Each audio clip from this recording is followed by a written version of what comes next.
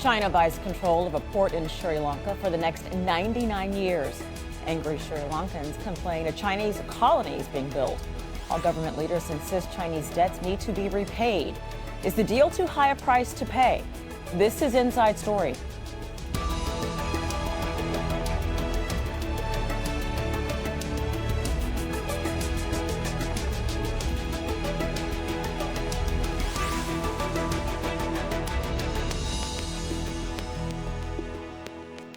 Welcome to the program. I'm Rochelle Carey. It's a deal that the Sri Lankan government hopes will pay off some of its multi-billion-dollar debts to China. A controversial agreement has been signed to lease the port of Hambantota to a Chinese state-owned company. Sri Lanka has also launched a special industrial zone near the port to attract Chinese investment, sparking protests. Beijing helped foot the bill for construction of the redeveloped port in southern Sri Lanka. So Chinese investors are paying $1.2 billion for an 80% stake in Hambantota. The port will be leased to a Chinese state-controlled company for 99 years. The port's development is seen as a boost to Sri Lanka's economy and also infrastructure, but there are concerns that it's not financially viable. Opponents argue that the deal will give China too much control. Manel Fernandez has more from Hambantota. The handover of the Hambantota port here in the southernmost part of Sri Lanka to the Chinese over a 99-year lease is whipping up a lot of sentiment as we see today the inauguration of the Sri Lanka-China Logistics and Development Zone within the Sri Lankan government's development project here in the south. Now, lots of people opposed to the handover of this port to China.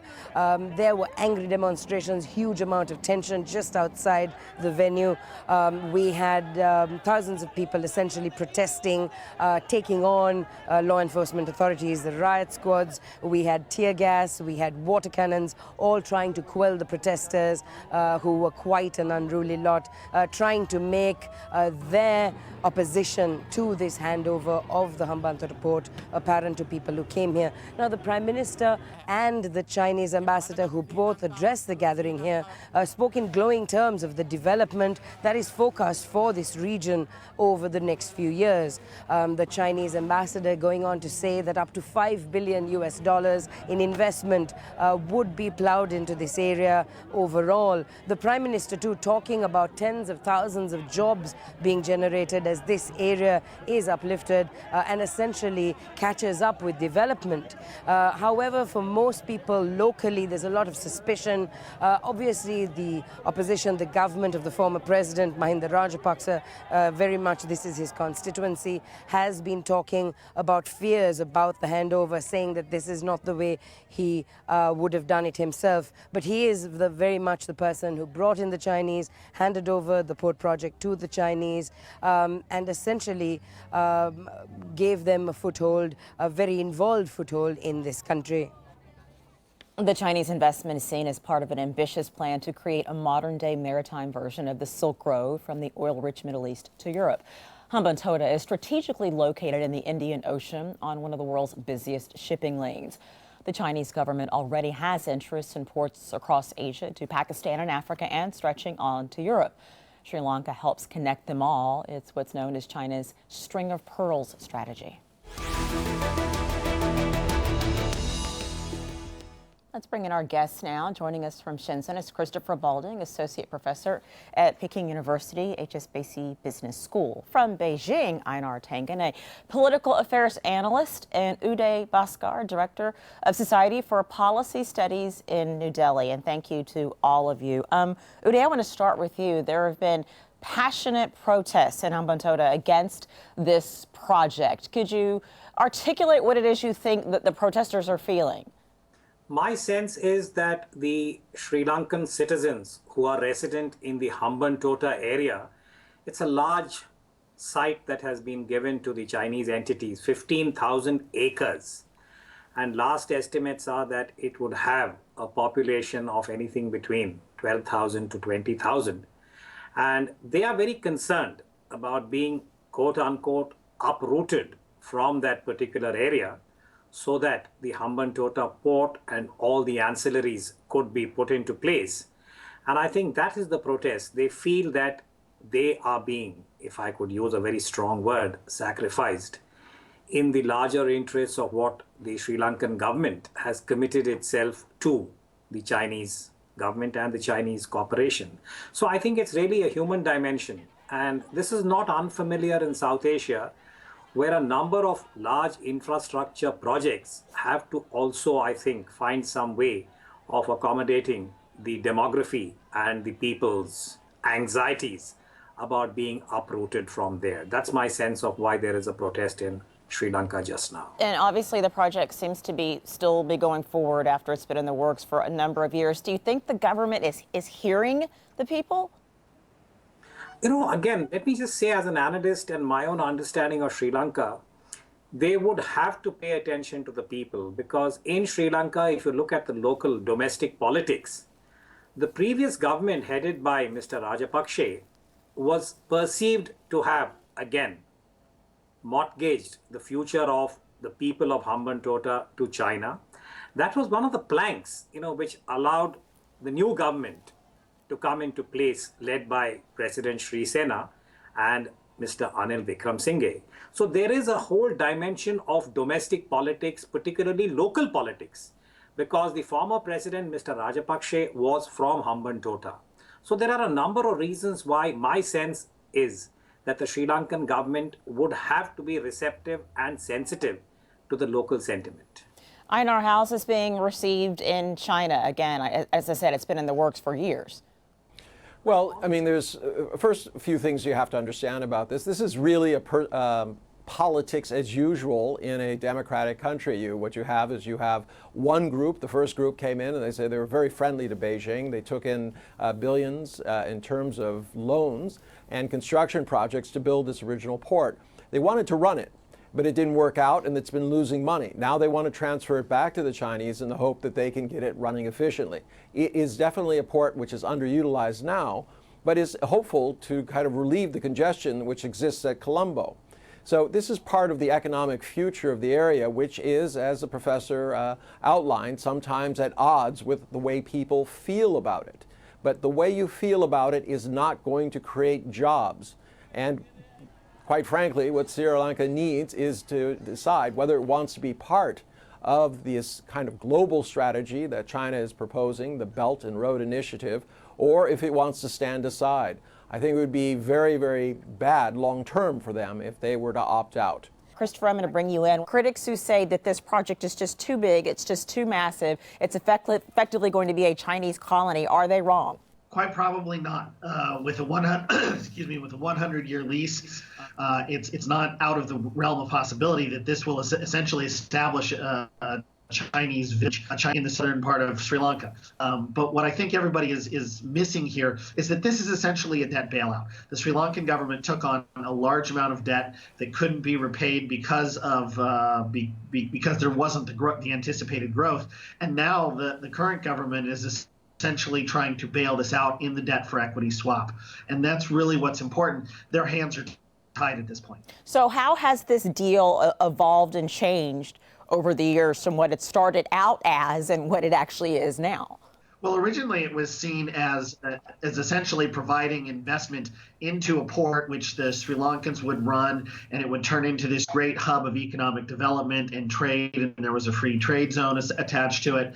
But basically what has happened is the expected growth of container traffic has not materialized. Global trade has been slow, and basically that growth has not materialized, and they haven't been able to repay the debt. So the Sri Lankan government was essentially left with the alternative: default loans and potentially have a sovereign default, or work out something with the Chinese and try and what is involved is essentially a debt for equity swap where the Chinese will take over the port. So, Uday, do you agree with that analysis that basically the Sri Lankan government really didn't have much of a choice? And if so, does that mean that they were not in a position to get the best terms out of this? Well, I think the last part that was just mentioned, I think, is accurate, which is that from the Sri Lankan government's perspective, whatever returns they had hoped for when they had got into this debt arrangement with China has not worked out. And now the macro fiscal plan, if I may put it that way, from the Sri Lankan side, is to convert the debt into equity. But which means that the Chinese entity is going to quote unquote control the Hambantota port and the entire adjoining areas, which includes an international airport and various other facilities for the next 99 years. And this is where I think, apart from the protest of the local people, one of the concerns that I have come across in the Sri Lankan discourse on the subject is the 20% that would be retained by the Sri Lankan government. Would it allow them to have total control on the security of the port? Now, that would go against the current norm as far as Chinese investments in the maritime domain are concerned. Now, for me as an analyst, I'm basically a sailor.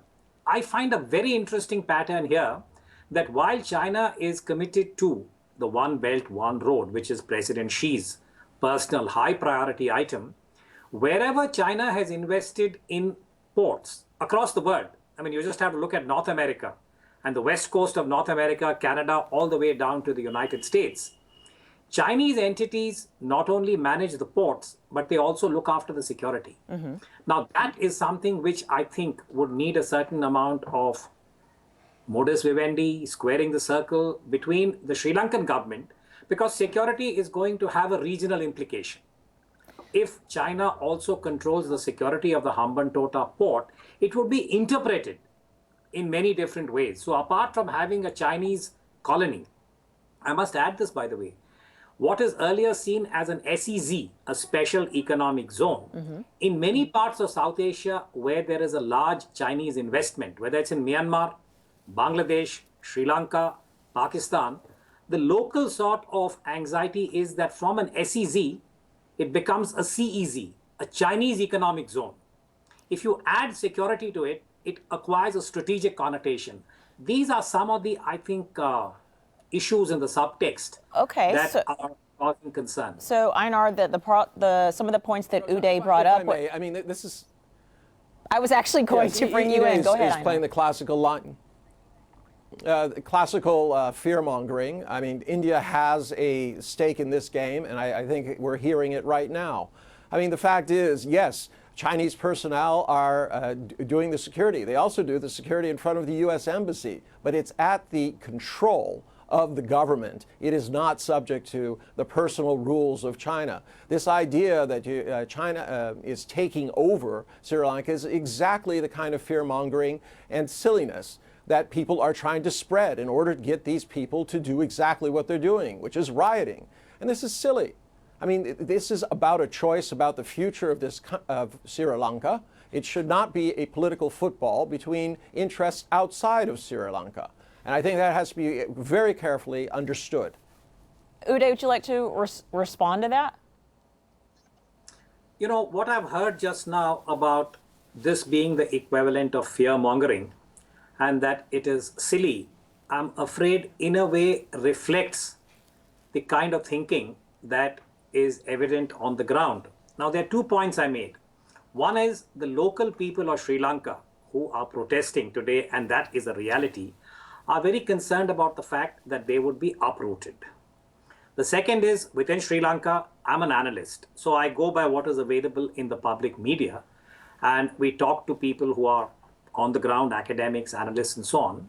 There is a concern about the increasing Chinese footprint in Sri Lanka. Now, in the long term, I agree with what is being said from Beijing, that this may be good as far as the economy of Sri Lanka is concerned. But we are aware that in every democracy, the rulers or those who are governing, I don't even want to use the word rulers, those who've been elected to govern have to mediate with the people. That's as far as Sri Lanka itself is concerned. Now, about India and fear-mongering, again, this is a reality that an increased Chinese military presence in the Indian neighborhood will cause concern in India. And I made reference to 2 issues.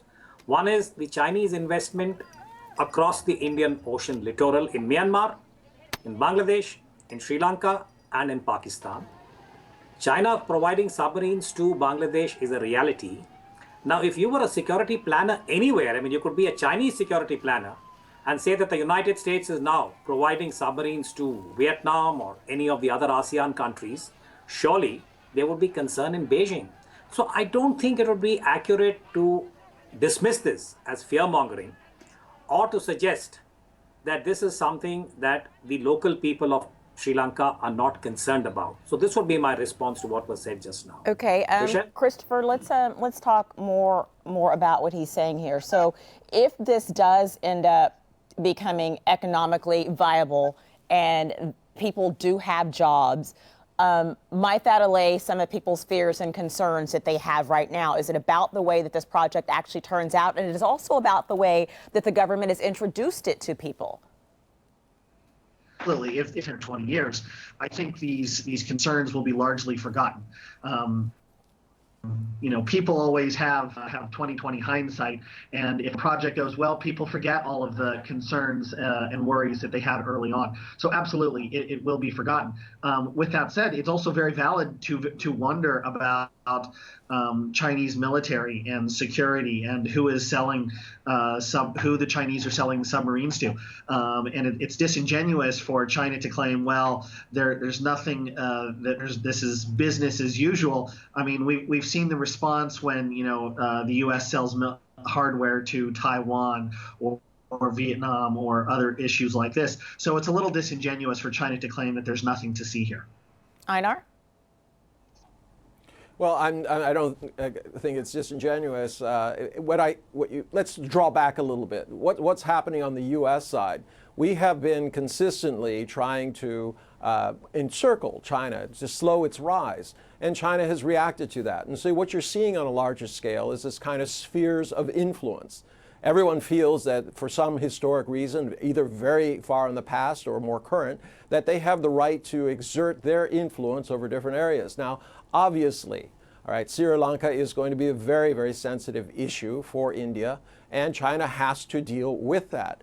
But in this particular circumstance, where it's a choice, Sri Lanka, the people, they need investment. You cannot say, I want investment, but I don't want anything from you, and I don't want you to be involved.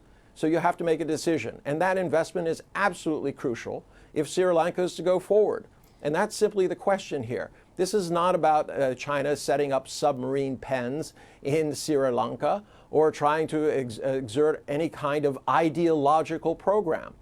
All right? Quite frankly, that's more on the U.S. side when we are talking about American exceptionalism. But okay, so but when you bring this an much RCEP type but thing. when you bring this much money into another country, is there a certain expectation of wielding your power? Absolutely, and there's great dangers. We saw that in the past with colonial powers, with the United States, and now you're seeing it with China. There are always going to be expectations that they need to be controlled. I'm not saying that the Sri Lankan government shouldn't be pressing for all that they can get from this, but having these types of riots, which are being fueled by kind of fear-mongering that somehow China is taking over their country, is silly. Quite frankly, China needs places like Sri Lanka to expand, to have larger middle classes, because they feel that they will be buying Chinese goods because they're more appropriately priced than European and American goods. So, Uday, this has been the relationship between Sri Lanka and India has been complicated, to say the least. Let's pivot to that for just a moment. And it seems to have been on better footing in the past year, but India is concerned about the growing relationship between China and Sri Lanka. Could you give a little context to that? Yeah, I mean, I would sort of contextualize it in this manner to say that, first of all, India recognizes and respects the sovereignty of the Sri Lankan government in terms of the decisions that they want to make, the external engagements that they want to put in place. And it's just that India has certain security concerns, which it has shared with the Sri Lankan government in the past. Now, the context is that when we had the Rajapaksa government, which is the previous government, there was an anxiety in India that the Rajapaksa government was perhaps leaning much closer to Beijing than what had been the experience in the past. And these concerns were shared with the Rajapaksa government. And my sense is that there was some kind of high-level political dialogue and consultation where the Sri Lankans in turn assured or reassured the Indians to say that no activity that would be detrimental to India would be permitted in keeping with the current protocols as far as the maritime domain is concerned. More recently, we are all tracking the Chinese investment in Sri Lanka, particularly in the Colombo port and what is happening in Hambantota. And as I said, at this point in time, India is looking at this just to make sure that whatever is done in the future by way of the increased Chinese presence, it is economic presence, it is the investment in the maritime domain, it is a certain military dimension that I alluded to just now, and the overall political orientation as far as China and the region is concerned. And I want to add this, Rochelle, India's current concern is that China's engagement with the neighborhood should not translate to a situation that we are now experiencing with Pakistan, where, for instance, Pakistan's support to terrorism is in a way firewalled by Pakistan. I beg your pardon, by China. And the best example is the Chinese vote in the United Nations Security Council, where for the last 1 year, there is this individual in Pakistan whose name is Masood Azhar, who is linked with the Mumbai attack of 2008. All the other permanent members of the Security Council have agreed that he should be listed or identified as a terrorist, whereas China has used its veto and placed it on technical hold. So these are some of the concerns that when we talk about context between India and Sri Lanka, it also, in a way, has to take into account the larger context between India and China and some historical issues in terms of the anxieties. So your point being that the politics and the money are all mixed together. Christopher, let me ask you this: do you think that this project will end up being financially viable for Sri Lanka? Not for many years. Look, fundamentally, Chinese ports became very, some of the most trafficked in the world because there were lots of goods flowing through them. Global trade has slowed, even Chinese trade has slowed, and there's no obvious incentive, there's no obvious driver of what would push Sri Lankan trade. So for the next couple of years, it's very difficult to see how this port will incur anything but much further losses. Are there policies that could be adapted or changed over the next few years to make that so? Sri Lanka is basically competing in the export industries with a lot of what is going on in other parts of South and Southeast Asia, primarily garments and textiles, agriculture, products like that. And there's no obvious drivers of that because even countries that are very strong in that area economically right now, they're suffering export slowdowns because there's just not global demand for a lot of these, or rapidly rising global demand for a lot of these products. You're seeing a lot of these manufacturers move out of China due to rising costs and sluggish sales. So there's no obvious driver of this in the next couple of years. Okay, so even though Sri Lanka has this amazing geographic, Uday. Rishila, a two-finger, I just want to say that Hambantota, ironically, the country that is benefiting is India. Because if you look at the map of Sri Lanka, Hambantota is roughly at 5 p.m. If you look at the island of Sri Lanka from the center, Hambantota is at 5 p.m. Colombo is at roughly 8 p.m. And the Indian peninsula, the east coast of India, where we have a very robust automobile industry, is actually benefiting from Hambantota because we do not have the kind of ports that are required for the global chain. So this is where there is traction that is possible, but that will fall into place only if India and China are able to get their politics and their trade, investment, economic issues in place. And India also is seen to be on board as far as the One Belt, One Road initiative is concerned, which is not the case now. So these are the embedded ironies that our automobile trade benefits from Hambantota. Rishad? Okay, thank you, gentlemen, very much for the discussion. I appreciate it. That's going to have to be the final word. Thank you to all of our guests, Christopher Balding, Einar Tangen, and Uday Bhaskar. And thank you for watching. You can watch the program again anytime by visiting our website, aljazeera.com. For further discussion, go to our Facebook page. That is facebook.com/AJ Inside Story. You can also join the conversation on Twitter. Our handle is @AJ Inside Story. For me, Rochelle Carey, and the entire team, Bye for now.